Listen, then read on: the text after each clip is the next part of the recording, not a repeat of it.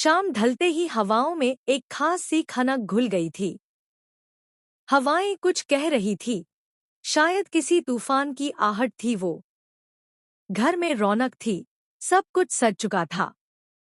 रोशनी की चकाचौंध, फूलों की महक और हर चेहरे पर एक नाटकीय मुस्कान। आखिरकार आज अनिका और वेद की सगाई थी। अनिका ने सफेद रंग का एक बेहद खूबसूरत फेरी आउटफिट पहना था, जैसे कोई मासूम परी ज़मीन पर उतर आई हो।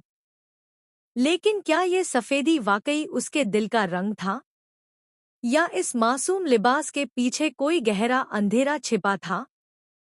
हर कोई उस खूबसूरत जोड़ी को देख रहा था, तालियां बज रही थी। लेकिन ठीक उसी समय सरू की आंखें कुछ और ही तलाश रही थी।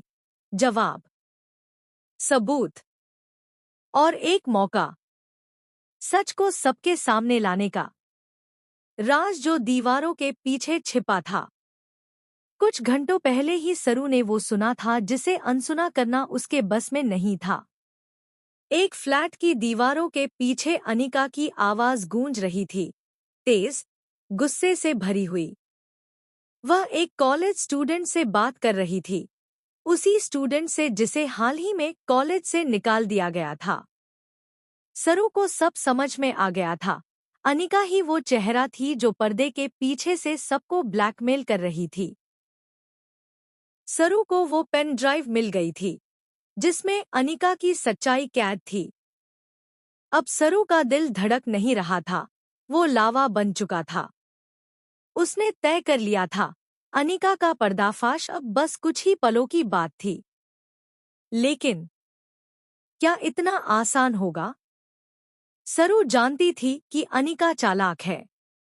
उसके पास सिर्फ एक पेन ड्राइव नहीं, बल्कि ढेरों मुखौटे हैं। सगाई की तैयारियों के बीच अनिका जानबूझकर सरू के सामने वेद से प्यार जताने की कोशिश कर रही थी। 2 दिन पहले ही सरू के बालों में लगे गुलाब को निकालकर अनिका ने वेद को प्रपोज करवाया, हंसते हुए, जैसे कोई खेल खेल रही हो। लेकिन सरू के लिए ये खेल अब उसकी आत्मा से खेलने जैसा था। सगाई की घड़ी और सच का तूफान। घड़ी की सुइयां जैसे किसी विस्फोट की तरफ बढ़ रही थी। मेहमान तालियां बजा रहे थे, वेद और अनिका एक दूसरे की तरफ बढ़ रहे थे, और सरू, उसकी उंगलियां कांप रही थी।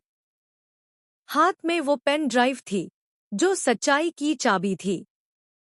तभी माइक पर आवाज आई, अब हम आमंत्रित करते हैं हमारे आज की खास जोड़ी को रिंग सेरेमनी के लिए। लेकिन जैसे ही रिंग उठाई गई, रुको, एक आवाज गूंजी जिसने पूरे माहौल को सन्नाटे में बदल दिया। सबने देखा, सरू माइक की ओर बढ़ रही थी। उसकी आंखों में आंसू नहीं, आग थी। इस सगाई को रोकिए, सरू बोली, क्योंकि अगर आज ये रिंग अनिका की उंगली में चली गई, तो सबसे बड़ी साजिश को आप सबका समर्थन मिल जाएगा। सब स्तब्ध थे। वेद, जो कुछ समझ नहीं पा रहा था, वो धीरे धीरे सरू की ओर बढ़ा। क्या कह रही हो सरू? ये देखो, सरू ने पेन ड्राइव हवा में लहराई। इसमें वो सब रिकॉर्ड है जो तुम सब नहीं जानते। अनिका कौन है, क्या करती है, और कैसे मासूम छात्रों की जिंदगी से खेलती है। ये सब इसमें है। सच की चिंगारी और डर का धुआं।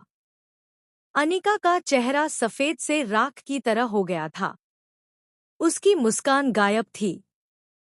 वो कुछ बोलती, इससे पहले ही प्रोजेक्टर ऑन हो गया।